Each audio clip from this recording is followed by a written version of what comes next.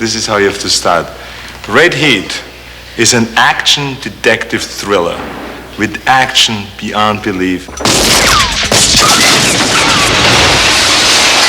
Humor up and down, left and right. Chicago cop never relinquishes his weapon.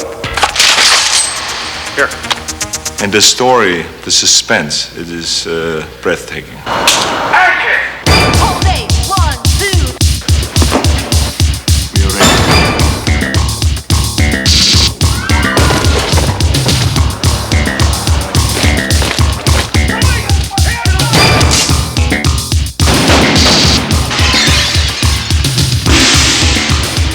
Arnold Schwarzenegger is Ivan Danko, the toughest cop in Moscow.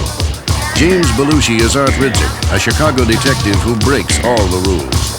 Together, they team up to battle Russia's deadliest criminal, a drug dealer who's smuggling cocaine from the Windy City across the Iron Curtain.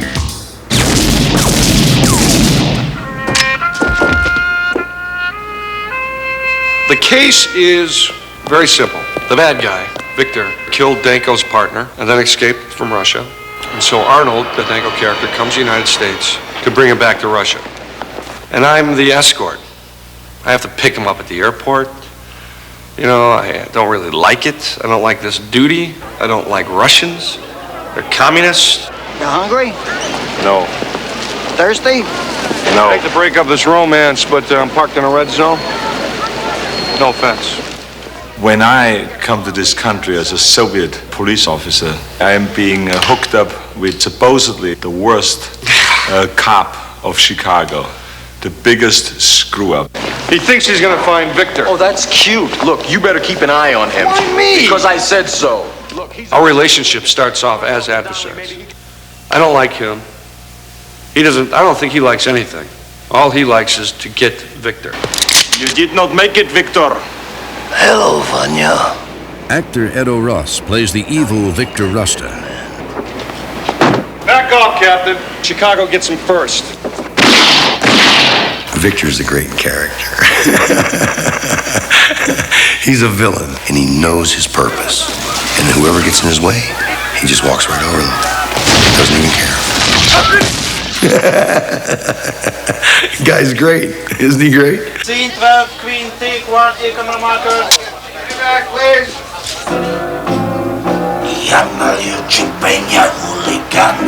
To film the Russian scenes in Red Heat, director Walter Hill traveled with cast and crew behind the Iron Curtain.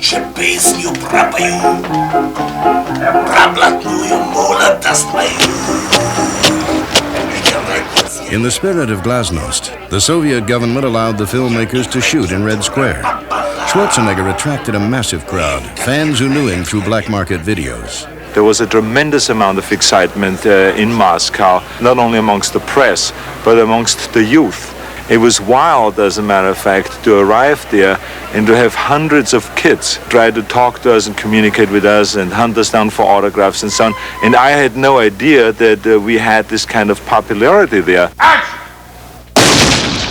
In the film, Danko was on his own turf when chasing Victor through the streets of Moscow. When the case brings him to Chicago, he faces a rude cultural awakening at the hands of Art Ridzik. I mean, basically, he makes fun at me. Yeah. All the way through the film. All the way through the film. And it's great when there's a language, a cultural barrier. They have no idea that you're making fun of them. What, do you retire your uniform? I now work undercover. Undercover? You look like Gumby. He calls me Gumby.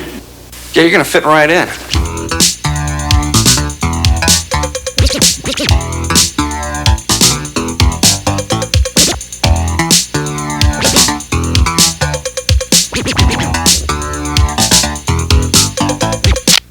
When Victor Rusta comes to Chicago, he sets up his own network of allies.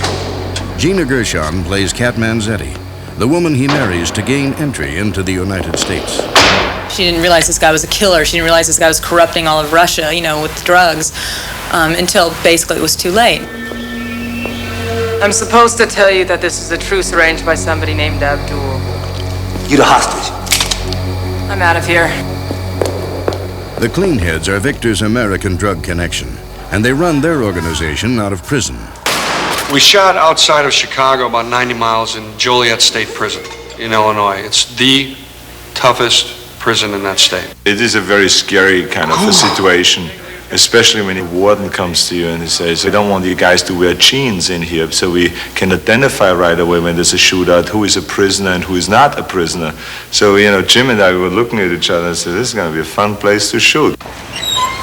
Victor uses fake name, marries American to get travel visa to the United States. Playing the most unlikely cop team in Chicago, Schwarzenegger and Belushi approached the physical aspect of their roles very differently. The character I play is very lean, and I didn't want to really look that overly muscular, but much more trim, and to get a much more Russian look, much more bony in the face. So we talked about the idea of maybe losing 10 or 15 pounds for the film, and this is what I did. You go in the car, I'll go get us something to eat. Don't worry, I'll get you something healthy, something from all 4 food groups: hamburger, french fries, coffee, and donuts. At the beginning of the film, I was actually about 10 pounds lighter. And when Arnold came, first thing he did is he looked me up and down and said, "You are too thin. I thought you were going to be this big, beefy Chicago cop." And ever since then, he's been slowly feeding me cookies. Every day at 3 o'clock when the cookies come out, he goes, Jim! He's an easy victim. Oh, man. Picture, lock it up. Turn, please.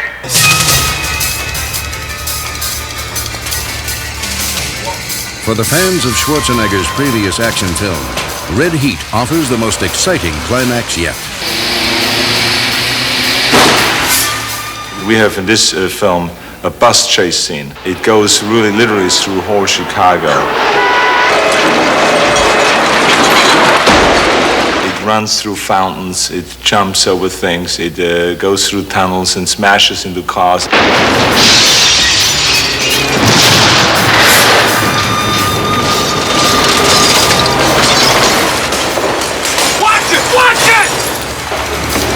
It's very funny. This movie is very funny. You should stick to things that you're good at. Like knee dancing, training those cute little bears for the circus. Has a lot of action.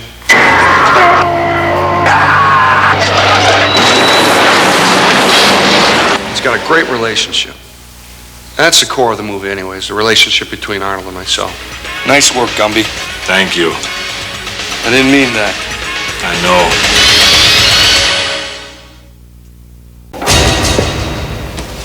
Пошли. Все вместе. In the new action thriller Red Heat, Arnold Schwarzenegger plays a tough Moscow cop in pursuit of a ruthless killer. Hold, please. To shoot the film's spectacular Russian scenes, director Walter Hill took his cast and crew behind the Iron Curtain. Several sequences were shot in Budapest, and then, in a historic move, the Soviet government opened Red Square to the filmmakers. We, as far as I know, were the first ones to get the permission to shoot in Moscow directly on Red Square. It's not like Hollywood or New York, where you see quite often camera crews and scenes being done and so on.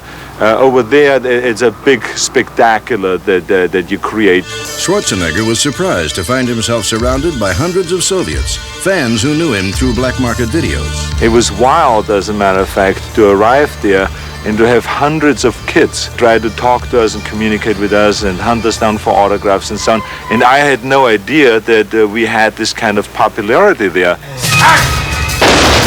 In staging an action-filled shootout, the filmmakers attracted spectators from the back alleys to the main streets.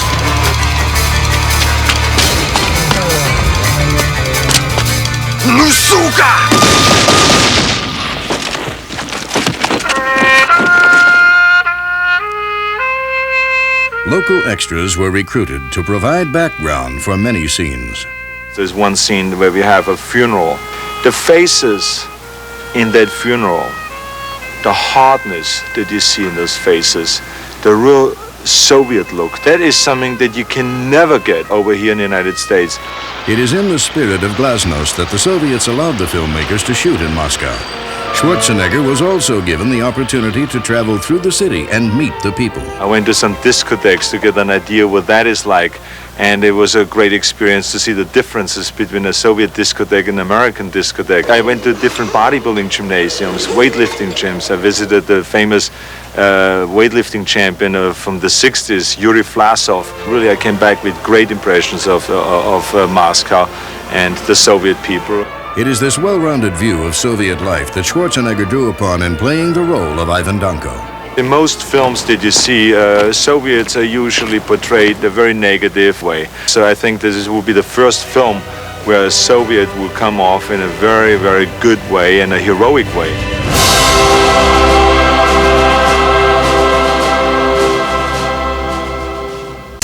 Police Captain Ivan Danko came from behind the Iron Curtain.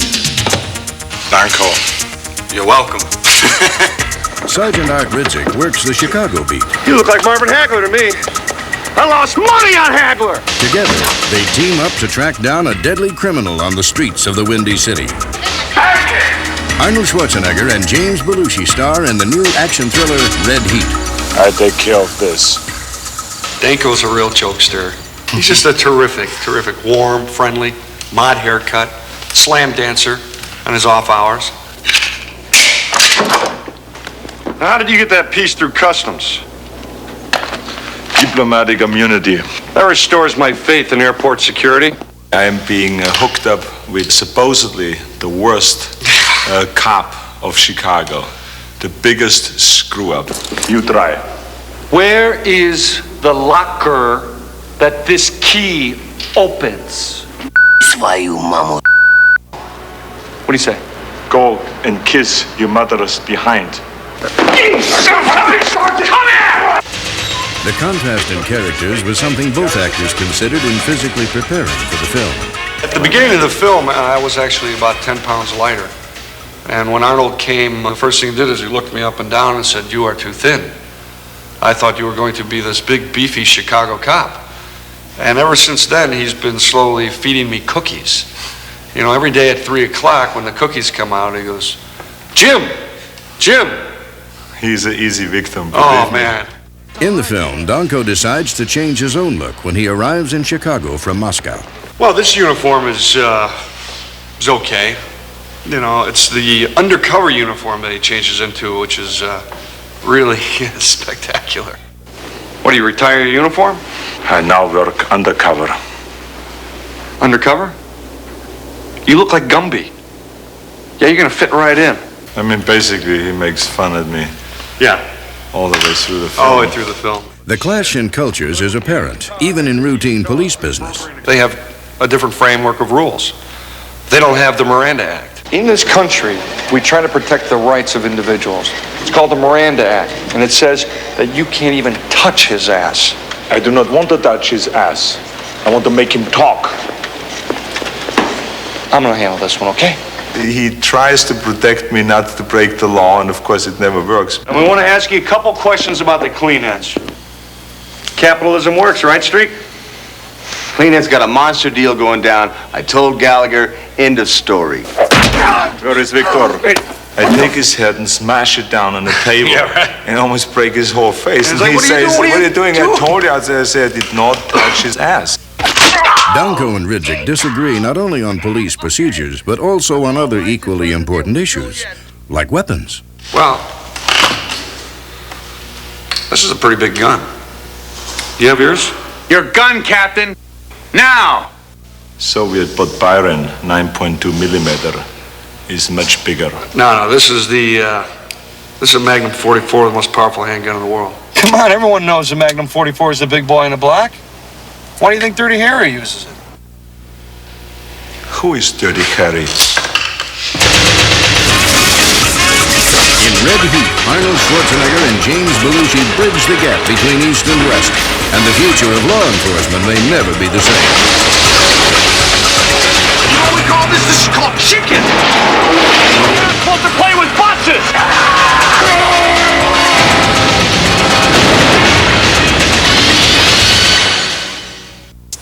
You did not make it, Victor. Hello, Vanya. Back off, Captain. He killed a Chicago police officer. Chicago gets him first.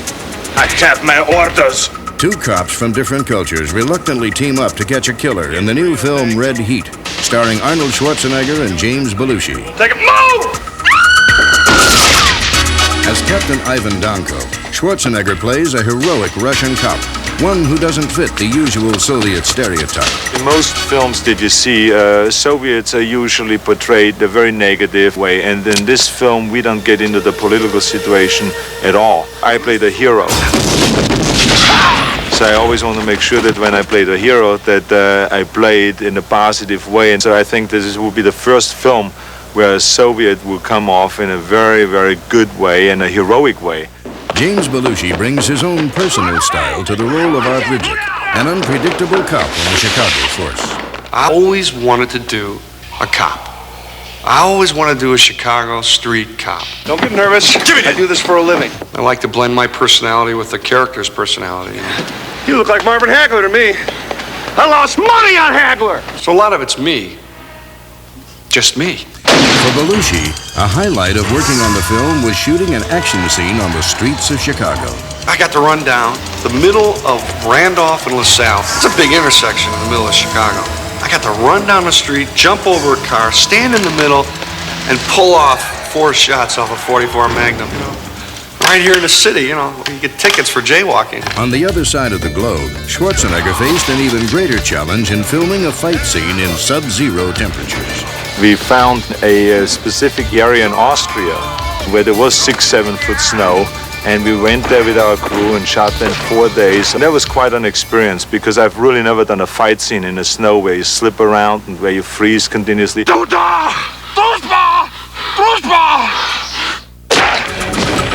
It is with very different backgrounds that Danko and Ridzik joined forces in Chicago. Many cultural barriers come between them. You know, in this country, we trust our partners.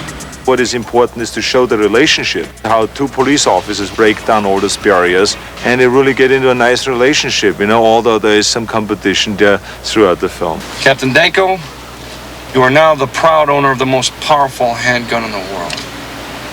Soviet Potporin 9.2 millimeter is world's most powerful handgun. Come on, everyone knows the Magnum 44 is the big boy in the black. Why do you think Dirty Harry uses it? Who is Dirty Harry? In working together, Schwarzenegger and Belushi established their own brand of humor. If you keep it real, the humor will come out of it. Because with comedy, you can really, if you get a little silly, then all the real stuff, you know, sounds like... Ridzik, we must go now. Excuse me. In Red Heat, Arnold Schwarzenegger and James Belushi have found the perfect blend of action and comedy. I take care of this. I give up. This whole thing's very Russian.